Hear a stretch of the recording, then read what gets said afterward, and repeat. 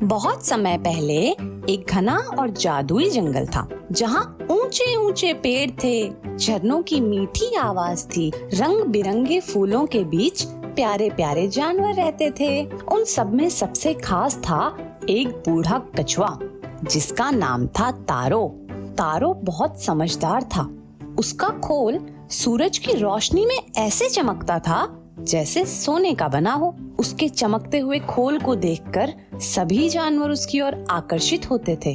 तारो एक छोटी सी नदी के किनारे धूप सेकता और बाकी जानवरों को अपनी मजेदार कहानियां सुनाता। एक दिन जंगल में एक तेज और चालाक लोमड़ी आई, जिसका नाम था फेलिक्स। फेलिक्स बहुत शरारती थी और हमेशा कुछ न कुछ नया खोजने की कोशिश में रहती थी।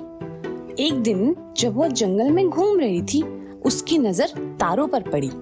फेलिक्स की आंखों में चमक आ गई। उसने मुस्कुराते हुए तारो से कहा, तारो, तुम्हारी खोल तो बहुत सुंदर है, क्या इसके अंदर कोई खजाना छिपा है? तारो ने मुस्कुराते हुए जवाब दिया, असली खजाना तो इस खोल में नहीं बल्कि मेरे ज्ञान में है। फेलिक्स को तारो का जवाब पसंद नहीं आया। वह चाहती थी वह इस चमकदार खोल को उससे छीन ले। उसने कहा, तारो, मुझे भी ज्ञान सिखाओ ताकि मैं भी तुम जैसी समझदार बन सकूं। तारो ने कहा, अगर तुम सच्चे मन से सीखना चाहती हो तो मैं तुम्हें सिखाने के लिए तैयार हूँ। लेकिन फेलिक्स का असली मकसद था उसके खूबसूरत खोल को पा लेना। एक दिन फेलिक्स ने तारो से कहा, तारो, चलो मैं तुम्हें जंगल की खूबसूरत जगहों पर ले चलती हूँ, जहाँ तुम्हें और भी सुंदर खोल मिलेंगे। तारो फेलिक्स के साथ चलने के लिए तैयार हो गया। जब वे वहाँ पहुँचे तो उन्होंने देखा कि वहाँ पुरानी और टूटी हुई खोलें पड़ी थी। फेलिक्स ने उत्सुकता में कहा, देखो कितनी खोलें हैं, इनमें से कोई तुम्हारे लिए हो सकती है तारो। तारो ने ध्यान से खोलें देखी और गंभीरता से कहा, फेलिक्स, ये खोलें उन कछुओं की हैं जो यहाँ आकर लौट नहीं पाए।